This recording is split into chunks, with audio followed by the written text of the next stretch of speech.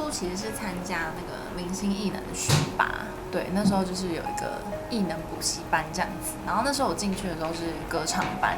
就是跟林玉群、小胖同一个班别这样子。对，然后后来就上课上一上，因为我们就是要学习各种技能，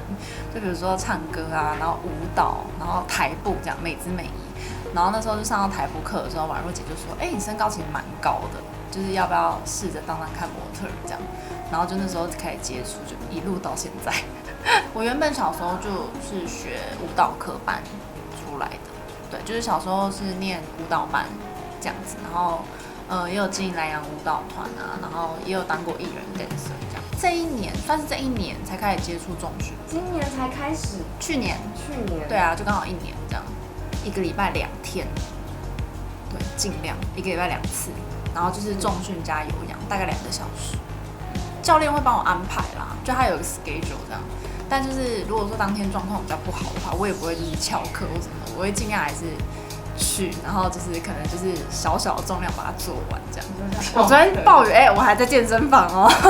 这就风雨无阻啦。风雨无阻。我体脂算在女生里面算是偏高的，所以体脂高的人其实比较难练成肌肉。真的，我那时候还没开始重训的时候29，我现在55。那你现在的体脂？目前是23，就最近一次量是23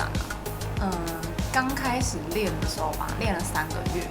然后我就去量了那个 InBody， 我就想说，我练3个月，感觉体脂会降很多这样，就量出来26，傻眼。然后只少了3%，想说那我练那么辛苦干嘛？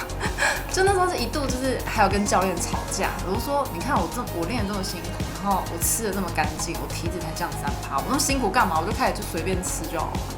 对啊。然后他就跟我说，就是这种事本来就不能急，就是一定要持之以恒。对，他就是说你就是要让身体习惯这件事情。所以，可是我那时候就真的是那一个礼拜有点挫折，因为我量完InBody，我就整个在健身房大哭这样。我说怎么可能？我都已经这么努力了3个月，然后才这么一点点回报，我觉得蛮崩溃的。其实我那时候蛮崩溃的，因为我就是一心很想要赶快练出一个成绩，就是包括身体的样子，对。所以那时候一量出来是26的时候，我就觉得我就要这个礼拜我先休息一下，我需要调整一下我的心态。对，然后真的休息完1个礼拜，我又回到健身房的时候，我才跟自己说，好，没关系，反正这件事为了健康吧，它就是应该要是长久的，所以我就还是回归健康饮食，然后继续训练，然后才到现在这样子23%。我以前是打屁股，就是进模特儿界的时候，会一直被厂商说为什么屁股这么大，会一直被骂那种。然后我以前其实对我的屁股蛮没自信，然后是